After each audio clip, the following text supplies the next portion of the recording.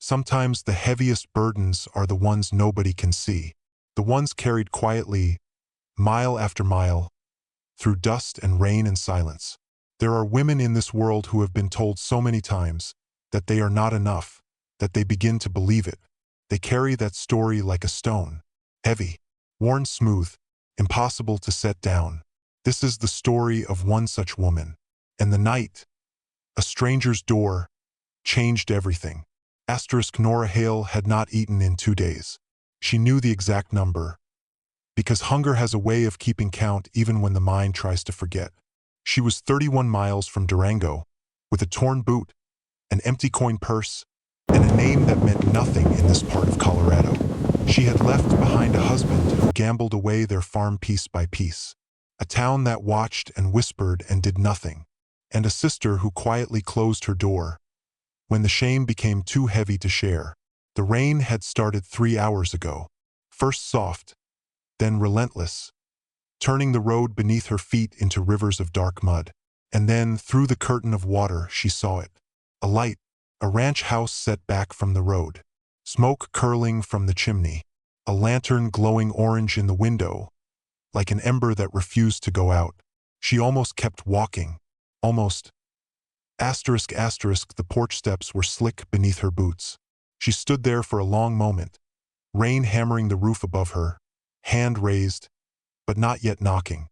She told herself she would count to 3 and then either knock or walk away. She counted to 3, then to 5. On 6, her knuckles hit the wood.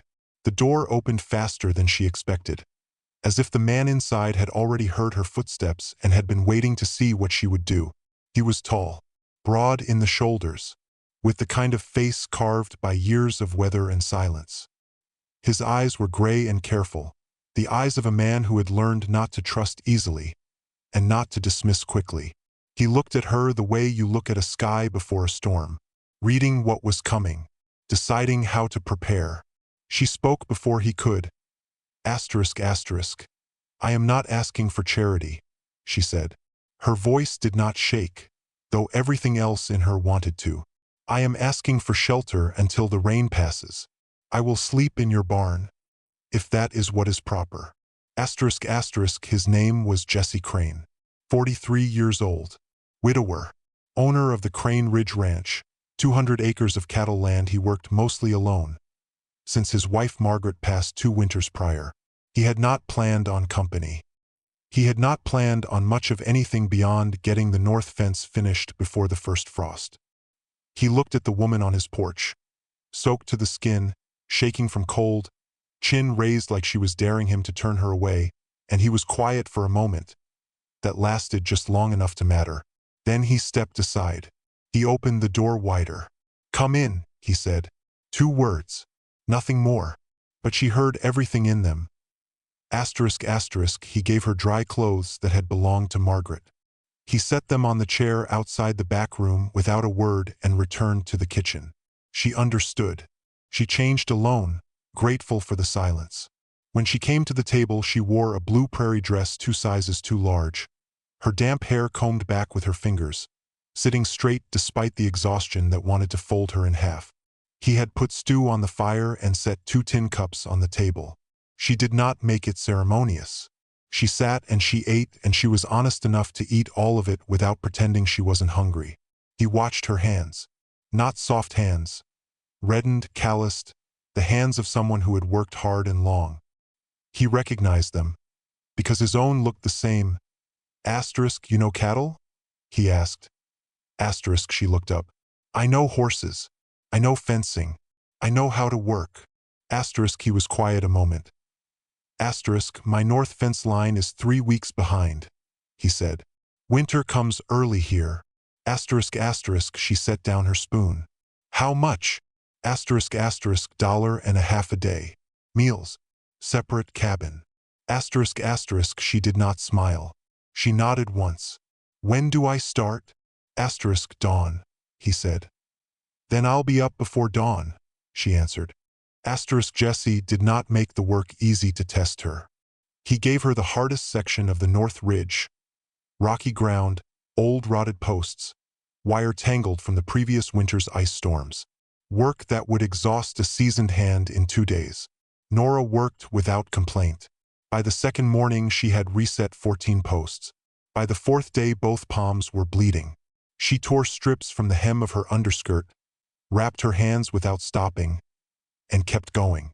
Jesse rode past once on his way to the lower pasture. He said nothing, but he slowed his horse, and he noticed. On the fifth day, one of his young bulls broke through a weakened section and charged toward the open road. Jesse was on the far side of the property. Too far.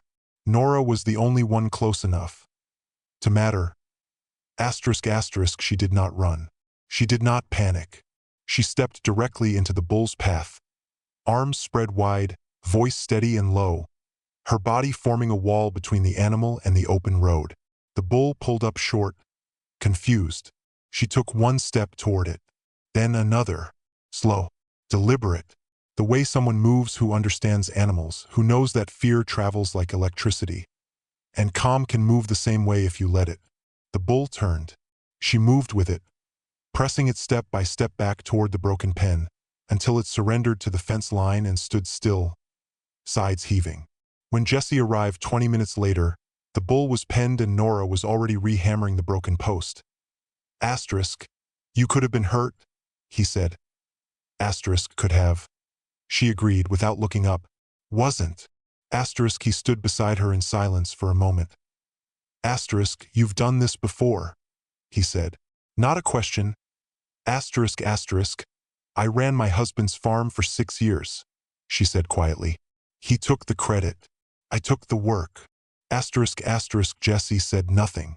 But when he rode back to the house that evening, something sat differently in his chest. Something he had not felt in a long time. Respect. Genuine and uncomplicated. The storm that hit on the 8th night was the kind that takes roofs and doesn't apologize. Jesse woke at 2 in the morning to the sound of cattle screaming. Not lowing, not restless shifting screaming. The north pen gate had blown open in the wind. 40 head were loose in pitch darkness, moving toward the ridge where the drop was sharp and unforgiving. He pulled on his boots and ran for the barn. Nora was already outside. She had heard it first. She was already mounted on the spare gelding. Rain-soaked, hair loose and wild in the wind. A lantern held high in one hand, riding hard toward the sound of the herd. She had not waited to be asked. She had not waited for permission. She had simply gone. They worked through the storm for 3 hours. The wind came in walls. Lightning struck the ridge twice, close enough to feel in your bones. Nora drove the scattered cattle back from the edge again and again, cutting off the ones that panicked, turning the ones that bolted toward the dark drop. On the second pass, her horse stumbled in the deep mud and went down hard. She rolled clear, hit the ground, came up muddy and winded, caught the horse by the bridle before it could bolt, checked its legs in the rain with her bare hands, and mounted again. All within 30 seconds. Jesse saw it from across the field. He said nothing until the last animal was penned and they rode back to the barn together in the dying edge of the storm. He lifted his lantern and looked at her. Mud across her face, a cut above her eyebrow, breathing hard, soaked through completely. You could have waited for me, he said. She looked at him steadily. You could have waited for me too, she said. Something in him broke open quietly at that. Something he had kept shut for 2 years. They sat by the hearth that night wrapped in blankets, neither speaking at first. The fire crackled between them. The rain drummed on the roof and slowly eased. Steam rose from their drying clothes. Outside, the cattle were quiet again. Jesse turned his tin cup slowly in his hands. Why did your husband leave? He asked finally. Nora stared into the fire. He didn't leave. I did.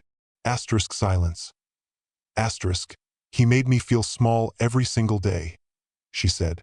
Until small started to feel normal. Until I could not remember what I used to be before. She paused. One morning I woke up and I decided I would rather have nothing and be myself than have everything and be nothing. Jesse looked at the fire. My wife died thinking I worked too much, he said quietly. She was right. I was always fixing something on this land. The fence, the barn, the well. I never fixed the thing that needed it most. He stopped. I never learned how to just be there. Nora looked at him. That might be the most honest thing a man has ever said to me, she said softly. He almost smiled. Doesn't make it easier to say. No, she agreed. But it counts that you said it. He looked at her then. Not assessing, not measuring. Just seeing. The way you look at something you did not expect to find, and are not yet sure what to do with. You are not what I expected, he said. What did you expect? Someone passing through. He turned his cup once more in his hands. You don't feel like someone passing through. Nora was quiet for a long moment. I have not had a place that felt like staying, she said softly. In a very long time. And now? He asked. She looked at the fire. Then back at him. I'm still deciding, she said. He nodded slowly, as if that answer was exactly right. Take your time, he said. Neither of them spoke again, but neither of them moved to leave either. They sat until the fire burned low and the rain stopped completely, and the silence between them became the kind that doesn't need to be filled. 3 weeks passed. The fence line on the north ridge was finished. Every post solid, every wire taut. The cattle were settled. The barn roof had been patched. The east pen was reinforced. Winter was 8 days out. Jesse came to the guest cabin on a Tuesday morning with his hat in his hands. A gesture she had come to understand meant he was about to say something. That cost him something. He held out her wages. More than they had agreed. That's too much, she said. No, he said quietly. It isn't. She took the money. Stood in the doorway looking out at the land. The mended fence line running clean along the ridge.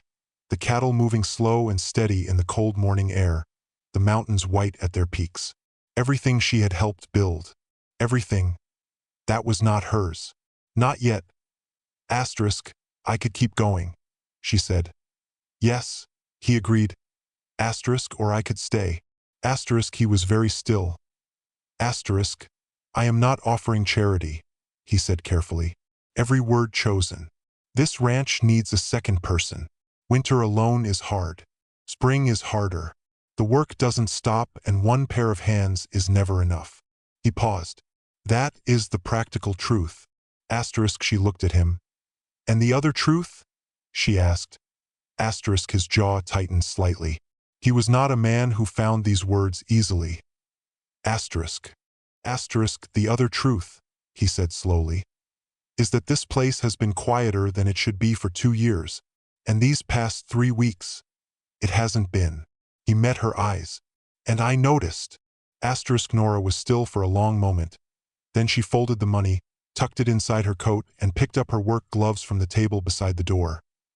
The east fence looked weak when I rode past it yesterday, she said. Something moved across Jesse's face.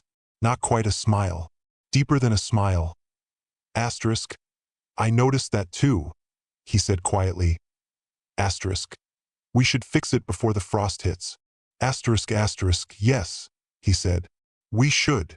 They walked out of the cabin together and across the cold ground toward the east pasture. He fell into step beside her. Not ahead, not behind. Beside. Equal. The horses were already in the field. The cattle grazed slow in the morning frost. Above them the sky was wide and pale blue and full of the kind of light that makes everything look like it might be possible. Neither of them said anything more about staying or leaving or what any of it meant. They did not need to. Some things get decided not in words, but in the direction a person chooses to walk. And Nora Hale walked east, toward the broken fence, toward the work, toward the cold morning and the open land and the man who had opened his door in the rain without asking why, and who had looked at her every single day since, like she was exactly enough. There are people in this world who have been told so many times that they are not enough, that they begin to believe it. They carry that story like a stone, heavy, worn smooth, impossible to set down. Nora Hale had carried hers across 31 miles of muddy road in a Colorado rainstorm. She had set it down on a stranger's porch. Not because he told her to, not because he saved her, but because he looked at her, truly looked, and did not see what everyone else had decided to see. He saw what was actually there, a woman who rode into storms, who wrapped her bleeding hands and kept going, who chose, every morning, to show up. She had knocked on his door asking for shelter from the rain. He had opened it, and somewhere between the storm and the fireside and the mended fence and the honest words, two people who had learned to survive alone, discovered something neither of them had expected, that surviving alone and living well are not the same thing, and that sometimes the bravest thing a person can do is stay. Asterisk.